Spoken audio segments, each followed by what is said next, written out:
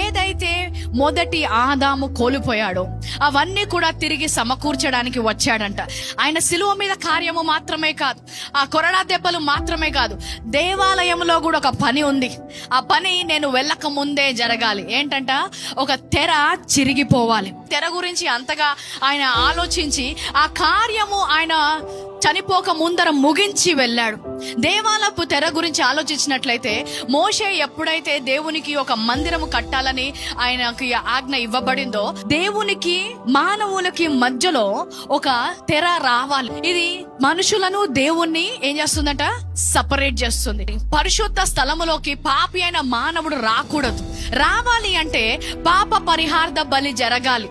ఆ బలి ఒక సంపూర్ణమైన నిష్కలంకమైన బలిగా ఉండాలి. ఎంతో మంది మత నాయకులు ఉన్నారు, ఎంతో మంది గొప్ప వాళ్ళు ఉన్నారు, కానీ ఎవరు కూడా దేవుని ధైర్యంగా వచ్చే సూత్రము ఎవరికీ తెలియదంట.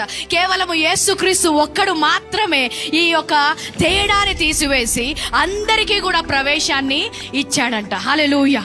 యేసుక్రీస్తు అనే బలి మన కొరకు ఇవ్వబడింది కాబట్టి, నిష్కలంకమైన ఒక రక్తము మన కొరకు చిందించబడింది కాబట్టి. ఆమేన్. ఆ రోజు ప్రధాన యాజకుడు ఎఫోద్ ఎంత కరెక్ట్ గా వేసుకున్నా, టాప్ టు బాటమ్ రెడీ అయినా కూడా ఆ రక్తము సరి అయింది కాకపోతే ఆయన అక్కడే మరణించేవాడు. ఈరోజు మీరు పర్ఫెక్ట్ బ్లడ్ తో వస్తున్నారు, పర్ఫెక్ట్ సాక్రిఫైస్ తో వస్తున్నారు. ఇంకా మీరు కృపాసనము యొద్దకు ధైర్యంగా రావచ్చు. పరిశుద్ధ స్థలం, అతి పరిశుద్ధ ఏదైనా ఉందా? పరదా ఎక్కడా లేదు. ఉంది అంటే కేవలం యేసు లేని దగ్గరే ఆ పరదా ఉంటది. యేసు ఉన్న చోట ఆయన పరదా ఏది పెట్టట్లేదు. ఆయన పరిశుద్ధ స్థలంలోకి అందరికీ ఆహ్వానిస్తున్నాడట. I need in Telugu 4:16. So ఆయన కృపాసనము యొద్దకు మీరందరూ కూడా ఎలాగొస్తున్నారు? ధైర్యం. దేని ద్వారా? ఆయన రక్తం పట్టుకున్నారు. మీ క్రియలను పట్టుకోలేదు. మీరు ఎఫోదును వేసుకున్నారా లేదో చూసుకోవట్లేదు. మీరు ఎంత పర్ఫెక్ట్ గా ఏ రంగు బట్టలు వేసుకున్నారో చూడట్లేదు. మీరేం చూస్తున్నారంట?